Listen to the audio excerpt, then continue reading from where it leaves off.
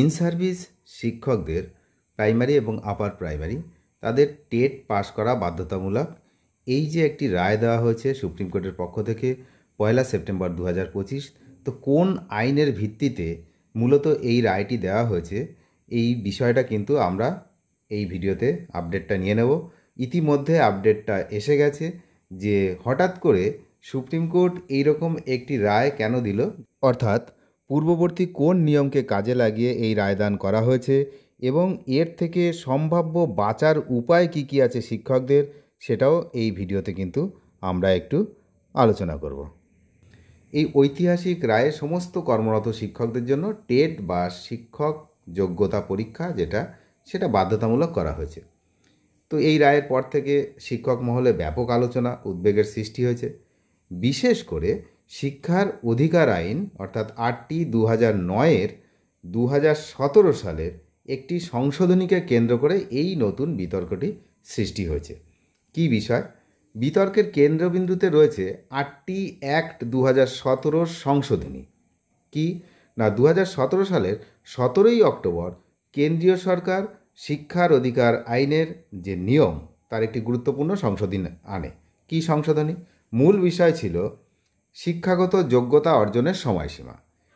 যে সমস্ত শিক্ষক শিক্ষিকারা 1 এপ্রিল 2015-র আগে নিযুক্ত হয়েছিলেন এবং যাদের ন্যূনতম শিক্ষাগত যোগ্যতা, যার মধ্যে টেটটা ছিল, তার কথা বলা হচ্ছে, ছিল না, তাদের সেই যোগ্যতা অর্জনের জন্য 4 বছরের সময় দেওয়া হয়েছিল।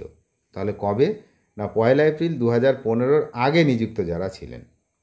এই সংশোধনী হয়েছে কিন্তু 2017 সালে, অর্থাৎ 1 এপ্রিল 2019-এর মধ্যে তাদের টেট পাস করার কথা বলা হয়েছিল।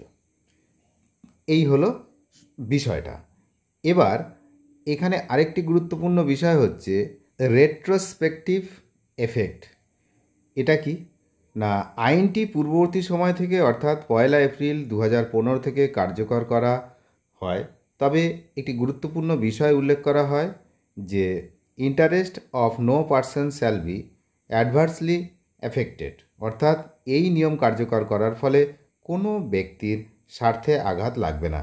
কিন্তু সেই সময় এই বিষয়টি নিয়ে বিশেষ চর্চা হয়নি এবং কেন্দ্র বা রাজ্য কোনো তরফ থেকেই শিক্ষকদের উপর এই নিয়ম কার্যকর করার জন্য চাপ সৃষ্টি করা হয়নি কোনো তরফ থেকে। ফলে বিষয়টি আলোচনার বাইরে চলে যায় এবং থেকে যায়। তো সুপ্রিম কোর্ট সম্প্রতি এই পুরনো আইনকে হাতিয়ার করেই রায় দিয়েছে। আদালত জানিয়েছে যে যেহেতু শিক্ষকরা নির্দিষ্ট সময়সীমার মধ্যে যোগ্যতা অর্জন করেননি, তাই তাদের আরও একবার সুযোগ দেওয়া হচ্ছে। তাহলে ঘটনাটি কিন্তু অনেক পুরনো। যাই হোক, নতুন সময়সীমা কী দেওয়া হয়েছে আপনারা জানেন, তবুও আরও একবার দেখে নিন। 1 সেপ্টেম্বর 2025 থেকে পরবর্তী 2 বছরের মধ্যে অর্থাৎ 1 সেপ্টেম্বর 2027-এর মধ্যে সমস্ত কর্মরত শিক্ষকদের টেট পরীক্ষায় উত্তীর্ণ হতে হবে। যদিও আইনটিতে বলা হয়েছে যে কোনো ব্যক্তির স্বার্থ ক্ষুণ্ণ হবে না, তার অর্থ এই নয় যে চাকরি চলে যাবে না। এর ব্যাখ্যা হলো আইনটি পুরনো সময় থেকে কার্যকর হলেও পুরনো সময়ে যোগ্যতা না থাকার কারণে চাকরি যাবে না, কিন্তু নতুন করে যে সময়সীমা দেওয়া হয়েছে তার মধ্যে যোগ্যতা অর্জন করতে না পারলে চাকরি থাকা নিয়ে অনিশ্চয়তা তৈরি হতে পারে। তো শিক্ষকদের বাঁচার উপায় কি রয়েছে? এই পরিস্থিতিতে দাঁড়িয়ে শিক্ষকদের সামনে কয়েকটি সম্ভাব্য পথ খোলা রয়েছে। কেন্দ্রীয় সরকারের হস্তক্ষেপ প্রথম পথ। যেহেতু এই আইনটি কেন্দ্রীয় সরকার তৈরি করেছিল, তাই একমাত্র তারাই পারে নতুন কোনো সংশোধনী এনে এই নিয়মকে পরিবর্তন করতে। যদি কেন্দ্র সরকার আইন সংশোধন করে এবং করে জানায় যে এই নিয়মটি পূর্ববর্তী শিক্ষকদের জন্য প্রযোজ্য হবে না, তাহলেই একমাত্র এর থেকে নিষ্কৃতি পাওয়া সম্ভব। রিভিউ পিটিশনের কার্যকারিতা কী হতে পারে? অনেকেই রিভিউ পিটিশনের কথা ভাবছেন। উত্তরপ্রদেশ সরকার ইতিমধ্যে রিভিউ পিটিশন দাখিল করেছে, কিন্তু আইন বিশেষজ্ঞদের মতে কোনো নতুন এবং উপযুক্ত তথ্য ছাড়া রিভিউ পিটিশনে সাফল্য পাওয়ার সম্ভাবনা খুবই কম।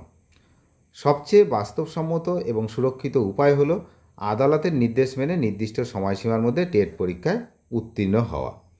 এটাই হচ্ছে এখন শিক্ষকদের সবথেকে সুরক্ষিত উপায়। তা না হলে সমস্যায় পড়তে পারেন। কারণ এই যে রিভিউ পিটিশান হয়েছে, রিভিউ পিটিশানের কী ভবিতব্য সে তো বোঝাই যাচ্ছে।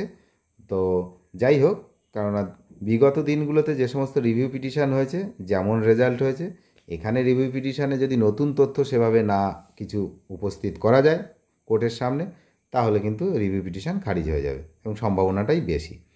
তো এই রায় রাজ্যের লক্ষ লক্ষ শিক্ষকের জীবনে একটি বিরাট প্রভাব ফেলবে, তা নিয়ে কোনো সন্দেহ নেই। এখন দেখার বিষয় যে সরকার এবং শিক্ষক সংগঠনগুলি আগামী দিনে কী পদক্ষেপ গ্রহণ করে।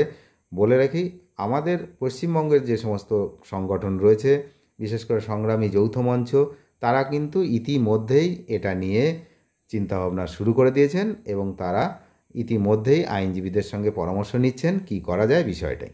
যেহেতু রাজ্য সরকারের তরফ থেকে কিন্তু কোনো উদ্যোগ নেওয়া হয়নি বিষয়টা নিয়ে, তাই সংগ্রামী যৌথ মঞ্চ তারা নিজেদের উদ্যোগে কিন্তু উদ্যোগ নিচ্ছে ব্যাপারটা নিয়ে নিয়মিত আপডেট পেতে।